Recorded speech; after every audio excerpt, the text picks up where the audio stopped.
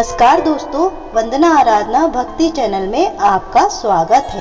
आज मैं आपके लिए पुरुषोत्तम मास महात्म कथा अध्याय 17 दिन की कथा लेकर आई हूँ। 17 दिन की कथा में श्रवण करेंगे सुदेव शर्मा का पुत्र शोक में विलाप करने का संपूर्ण वृतांत मैं आपको इस अध्याय में सुनाऊंगी, जिसे आप और हम सब मिलकर एक साथ श्रवण करेंगे। ओम नमो भगवते वासुदेवाय। तो दोस्तों चलिए शुरू करते हैं अधिक मास कथा अध्याय 17। नारद जी बोले, हे कृपा सिंधु, उसके बाद जागृत अवस्था को प्राप्त उस राजा दृढ़धन्वा का क्या हुआ, सो मुझसे कहिए। सुनने से पापों का नाश कहाँ गया। नारायण जी बोले, अपने पूर्व जन्म के चरित्र को सुनने से आश्चर्ययुक्त तथा और सुनने की इच्छा रखने वाले राजा दृढ़धन्वा से वाल्मीकि ऋषि फिर बोले। वाल्मीकि मुनि बोले, इस तरह स्त्री के मुख से शीतल वाणी को सुनकर सुदेव शर्मा धैर्य धारण कर हरि भगवान में चित्त को लगाता हुआ दीर्घ श्वास लेकर दीन मुख सुदेव शर्मा जो होने वाला है वह होगा, यह मन में निश्चय कर पुष्प समाधि आदि के लिए वन को गया। इस प्रकार करते हुए उस सुदेव शर्मा का कितना ही समय बीत गया। बाद किसी दिन समाधि कुश फल पुष्प आदि के लेने के लिए वन को गया। वहां जाकर सुदेव शर्मा मन से हरि भगवान के चरण कमलों का ध्यान करने लगा। उसी दिन उसका लड़का सुखदेव अपने मित्रों के साथ बावली को गया। बावली में प्रवेश कर समवयस्क मित्रों के साथ जल यंत्रों से जल को फेंकता हुआ और बार बार हंसता हुआ खेलने लगा। गर्मी के ऋतु में बार बार जल में खेलता हुआ हर्ष को प्राप्त हुआ। इस तरह प्रेम में मग्न सब बालकों से खेल करते हुए अथाह जल में खड़ा हुआ। वह सुखदेव बाल मित्र बालकों से पीड़ित होकर मित्र वर्ग के भय से भागने की इच्छा करता हुआ और भाग्य से प्रेरित हो अपने श्वास को रोककर अपने मित्रों को छलने की इच्छा से वह अथाह जल में गोता लगाया, किंतु उस जल में व्याकुल होकर उससे बाहर निकलने की इच्छा करता सहसा उस अथाह जल में वह बालक मृत्यु को प्राप्त हो गया।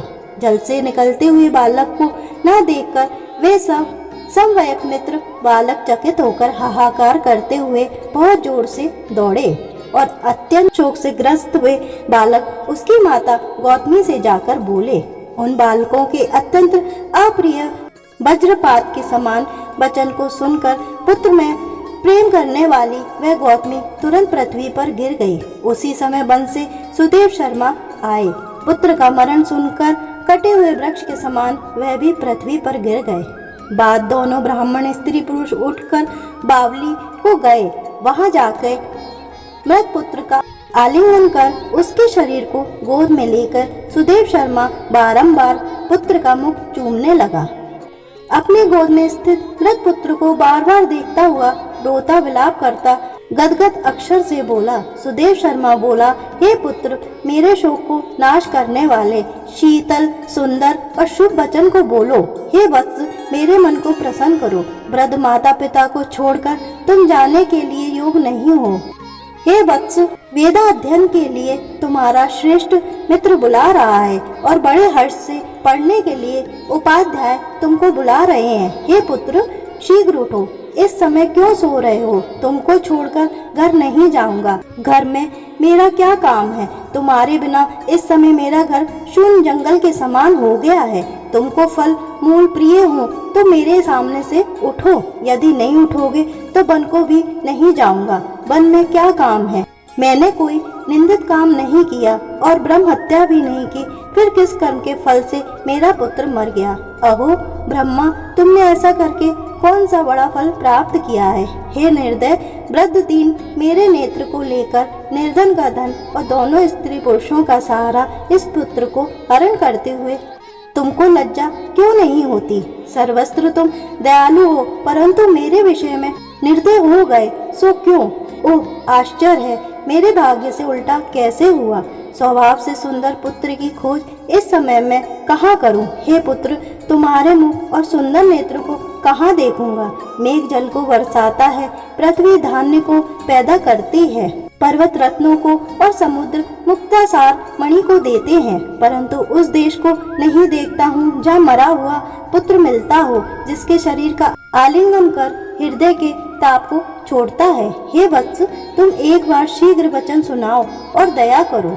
तुम्हारी माता लज्जा छोड़कर चील के समान अत्यंत विलाप करती है। हे पुत्र, उसको देखकर तुमको दया क्यों नहीं पैदा होती? माता पिता की आज्ञा बिना तुम कभी भी नहीं गए हो। हे पुत्र, हम दोनों के बिना पूछे ही दूर के मार्ग को गए हो क्या? इस समय किसके वेद अध्ययन की उत्तम वाणी को सुनूंगा?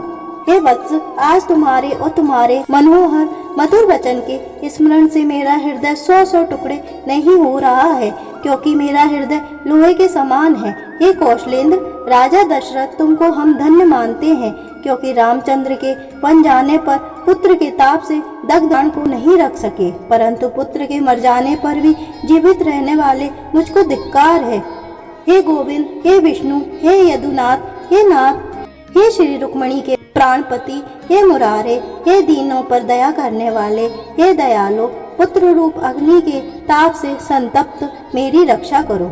हे देवादिदेव, हे समस्त लोक के नाथ, हे गोपाल, हे गोपेश, हे चक्र को हाथ में धारण करने वाले, हे यमुना के विष दोष को हरने वाले, पुत्र रूपी अग्नि के ताप से संतप्त मेरी रक्षा करें। हे वैकुंठ के वासी विष्णु, हे नरकासुर के नाशक, हे चराचर के आधार, हे संसार रूप समुद्र से पार करने के लिए जहाज रूप अर्थात संसार समुद्र से पार करने के लिए जहाज रूप अर्थात संसार समुद्र से पार उतरने वाले, हे ब्रह्मादिक देवताओं से नमस्कृत चरण पीठ वाले, पुत्र अग्नि के ताप से संतप्त मेरी रक्षा करो। हमारे समान शठ दूसरा कोई नहीं है, जो मैंने देव के पुत्र श्री कृष्णचंद्र के वचनों का उल्लंघन कर पुत्र में दुराशा की।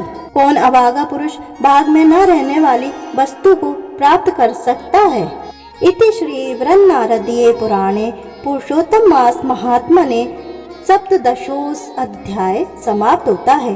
इसी के साथ अधिक मास पुरुषोत्तम मास का 17वां अध्याय यहीं पे विराम होता है।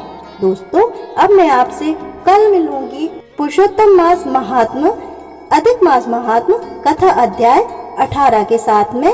दोस्तों, अगर अभी तक आपने मेरे चैनल को सब्सक्राइब नहीं किया है तो प्लीज मेरे चैनल को जरूर सब्सक्राइब करें और बेल आइकन को दबाएं। धन्यवाद दोस्तों, शुरू से लेके अभी तक मेरे साथ इस वीडियो में बने रहने के लिए आपका बहुत बहुत धन्यवाद। ओम नमो भगवते वासुदेवाय।